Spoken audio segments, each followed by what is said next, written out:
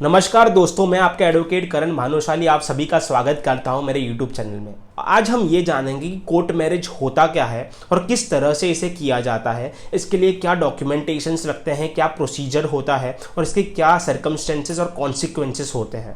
Court marriage का मतलब होता है अंडर लॉ मैरिज करना, यानी कि ना मंदिर, मस्जिद या गुरुद्वारे में। ये मैरिज स्पेशल मैरिज एक्ट 1954 के अंडर होती है, जहां धर्म, जात, पात कुछ नहीं देखा जाता।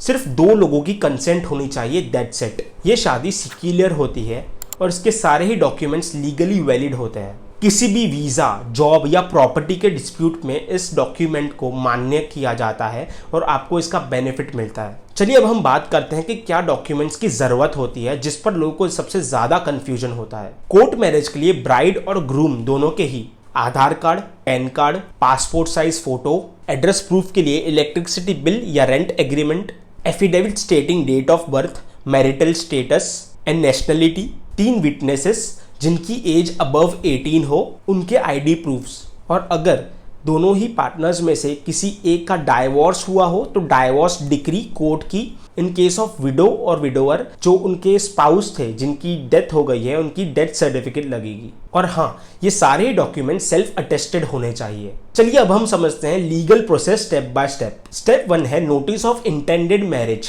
आप दोनों को मिलकर मैरिज ऑफिसर की ऑफिस में एक नोटिस फाइल करना होता है। ये नोटिस पब्लिक होती है, उस ऑफिस में 30 दिनों के लिए चिपकाई जाती है। हाँ, अगर किसी को ऑब्जेक्शन हो तो 30 दिनों के अंदर अपना रिप्रेजेंटेशन या ऑब्जेक्शन रेज कर सकता है। Second step, objection period of 30 days.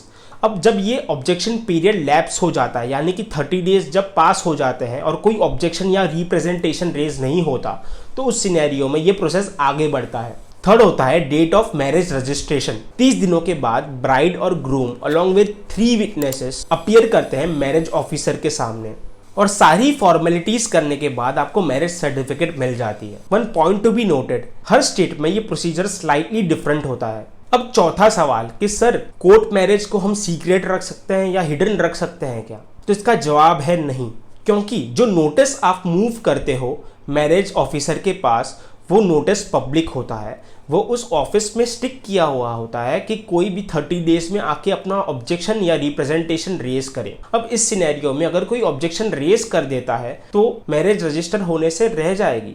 कुछ लोगों का ये कंसर्न होता है कि सर, हमारी फैमिली नहीं मान रही, हम कैसे करें, शादी हमें करनी है, हम किस तरह से शादी करें कि वो इसमें कोई ऑब्जेक्शन या रिप्रेजेंटेशन रेज ना कर पाए। तो इस चीज़ का भी लोगों ने लूप होल्स निकाल कर रखा है कि वो शादी को एज पर हिंदू रिचुअल्स और एज पर हिंदू राइट्स वो शादी को मंदिर में कर देते हैं और फिर उसके बाद उसे कंसर्न महानगर पालिका या बीएमसी के पास उसे रजिस्टर्ड करते हैं। वो एक डिफरेंट प्रोसीजर है, वो कोर्ट मैरिज का पार्ट नहीं है। उसमें जो आपको सर्टिफिकेट मिलती है, मैरिज सर्टिफिकेट, वो महानगर पालिका या बीएमसी से मिली हुई रहती है, ना कि कोर्ट से। मैंने आपको 2 प्रोसीजर्स बताए और दोनों ही प्रोसीजर्स में आप कंफ्यूज ना हो, इसलिए मैं आपको एंड में कंक्लूजन दे रहा हूँ कि 2 तरीके से मैरिज को रजिस्टर किया जाता है। एक होता है कोर्ट में और एक होता है बीएमसी के पास, यानी कि मैरिज रजिस्ट्रार के सामने।